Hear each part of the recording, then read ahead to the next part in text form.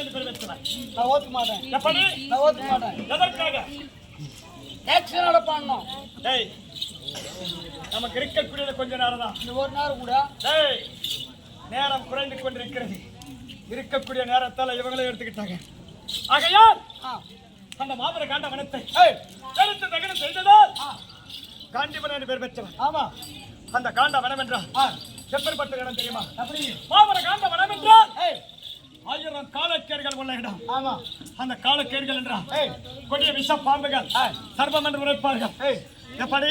ஆமா, சர்ப்பம் என்று உரைப்பார்கள். ஏன்னா உதாரணத்துக்கு சொல்லணும்னா யாரோ கப்பம் கட்டுறாங்க.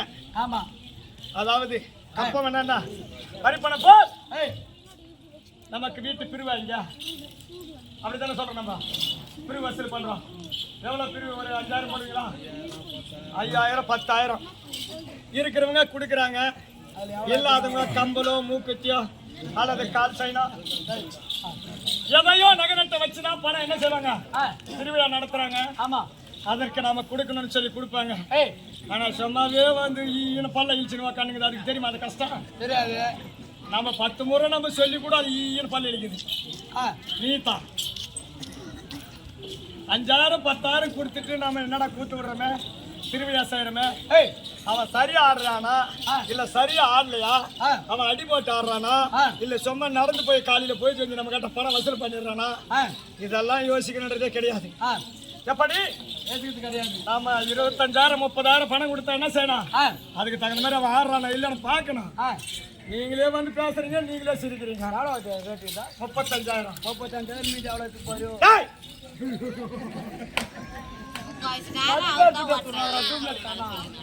அப்படியா? சரி, இருந்தாலும் இருக்கட்டும். வீண்மாத்த கடை கிடையாது.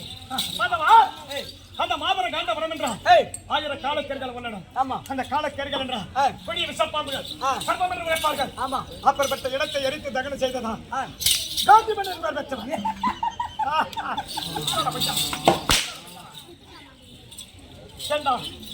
அந்த காண்ட வனத்தை எதற்காக எடுத்து தகனம் செய்தேன் என்றால் அந்த தேவலகத்தில் வரக்கூடிய தேவர்களே சிறந்தவன். Silent silent silent silent. தேவர்களே சிறந்தவன் அக்கினி தேவன். அந்த அக்கினி தேவனுக்கு தீராத நோய் ஏற்பட்டு விட்டது. ஆமா, தீராத நோய் என்றால் என்ன நோய் சொல்ல பார்க்கலாம். அந்த நோய் ஏற்பட்ட உடனே 5 வினாடியிலே தன்னுடைய உயிராகப்பட்டது பிரிந்து விடும். ஓடி ஓடி பேசுறாங்க இந்த சக்காத்திகளை. சொல்லு போ, அது என்னதான் நோய் கேள்ற பாக்கலாம். மகாராஜா, அது நானாவது தெரியுமா? அதோ கோர்மா நோய். அது என்ன நோய்னு இவங்க சொல்லிட்டாங்கன்னா எங்களுக்கு கொடுக்கிற 35000 இந்த முத்துமாரி அம்மா சத்தியமா நான் வாங்காம போயிருந்தேன். இது சத்தியம். தீராத நோய் சரி, அது ஒண்ணு.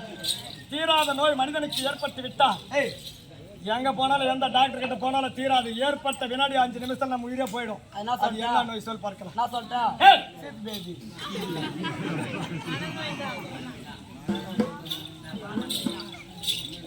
35000 சும்மா விட்டு போயிடுறான். டீசல் போட்டு வந்து அது கூட கேட்க மாட்டேன். அமௌண்ட் ஃபுல்லா வாங்கிடலாம்.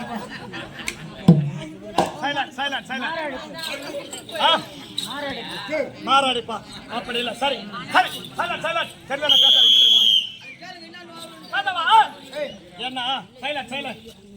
நான் நாடகம் நடத்துறேன்னா சும்மா வந்து நடத்த மாட்டேன். சில நேரத்துல நல்லதெல்லாம் எடுத்து சொல்லிட்டு போவேன்.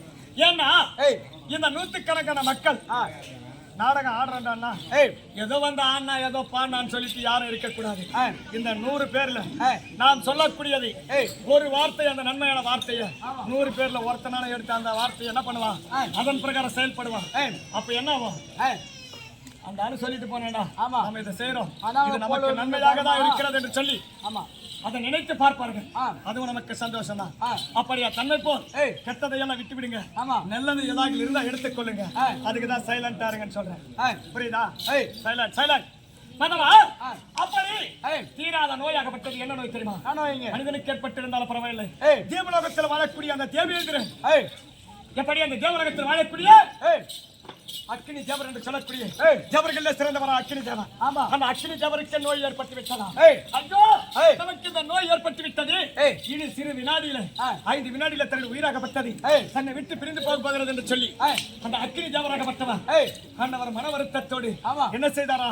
ஹரியடி கோவிந்தா கோபால கண்ணா என்று சொல்லி அந்த கோவிலை நோக்கி துதி செய்தாரா? அப்படி அவர் செய்யக்கூடியது அன்னவருக்கு ஏற்படக்கூடிய நோயாகப்பட்டது. என்ன நோய் என்று தெரியுமா? மாதவா, அந்த அக்கினி தேவருக்கு ஏற்படக்கூடிய நோயாகப்பட்டது சூல நோயாகப்பட்டது. சூல நோய் ஏற்பட்டு விட்டா 5 வினாடியில தன் உயிராகப்பட்டது. தேவராக இருந்தாலும் சரி, மனிதாக இருந்தாலும் சரி, உயிராகப்பட்டது பிரிந்து விடுமா? அப்பேற்பட்ட நோயாகப்பட்டது அந்த சூல நோயாகப்பட்டது. அந்த சூல நோயாகப்பட்டது தேவர்களை சிறந்தவர் அக்கினி தேவருக்கு ஏற்பட்டு விட்டதா? ஐயோ, நமக்கு உயிராகப்பட்டது பிரிய போகிறது. நமக்கு இந்த நோயாகப்பட்டது சூழ நோய் ஏற்பட்டு விட்டது. எம்பெருமானுக்கு நோக்கி துதி செய்தாரா? அந்த நேரத்தில் எம்பெருமான் என்ன செய்தாரா? என்னடா இது இன்றைக்கு விந்தையில் விந்தியாக இருக்கிறது.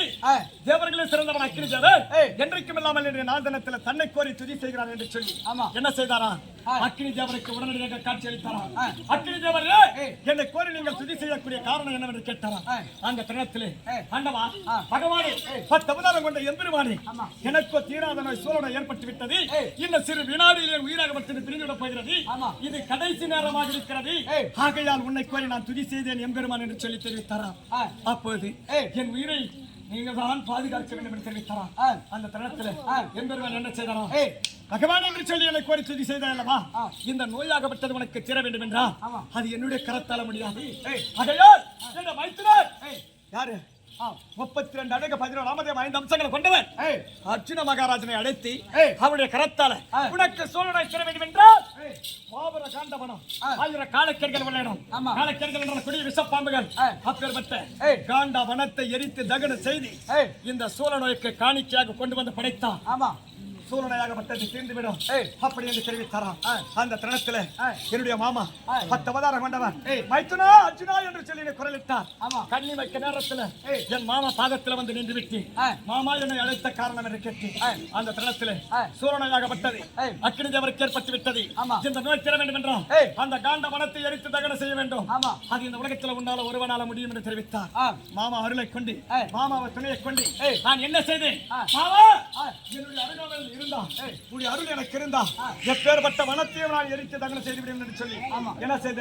மாமாவை அழைத்து காண்ட வனத்தை பாத பிரயோகம் செய்ய வேண்டும் என்று சொல்லி அக்கினி பானத்தை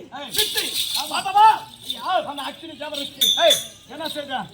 இந்த காண்ட வனத்தை எரித்து தகன செய்து காணிக்கையாக கொண்டு வந்து கண்ணிமைக்கு நேரத்தில் படைத்து விட்டு அந்த தருணத்தில் அக்கினி தேவர் என்ன செய்தார் தெரியுமா? அர்ஜுனா, எனக்கு காண்ட வனத்தை எரித்து எனக்கு சூழ நோயை தீர்த்து விட்டா அந்த மாபெர காண்ட வனத்தை எரித்ததால் உனக்கு காந்திபன் என்று சொல்லி பெயர் அளிக்கிறேன் என்று சொல்லி காந்திபன் என்று பட்டம் கொடுத்தான். காண்ட வனத்தை நடத்தி இல்லாக கொடுத்து விட்டு அந்த தளத்திலே என்னுடைய மாமன் 10 அவதாரம் கொண்டவர் எம்பெருமானுக்கு என்ன செய்தான்? சங்கு சக்கரத்தையும் ஆயுதமாகவே கொடுத்து விட்டான். எப்படி மற்ற விளக்கம் புறப்படுவாங்களா?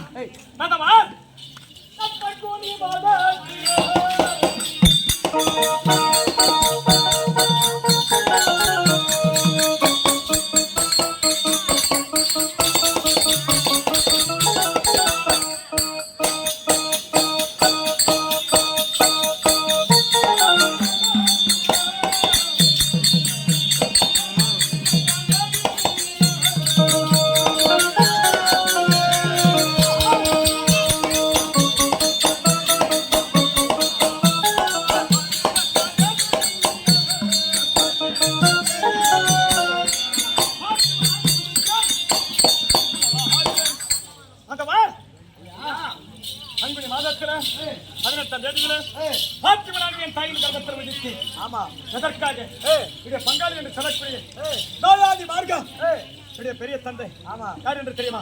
தெரியும் ஐயா. பிறந்தவர்கள் 99 பேர்கள் ஆண் பிள்ளைகள், ஒருவர் பெண்மணி திருச்சாலை 100 பேர்கள் பிறந்தார்கள். அப்படி பங்காளி அடியோட கருவறைக்கு வேண்டும் என்று பாத்தியமனாக என் தாயின் கர்ப்பத்தில் விதித்திருக்கிறேன். எப்படி பாத்தியமனாக விதித்திருக்கிறேன்? மற்ற விளக்கம் புறப்பட போகலாம்.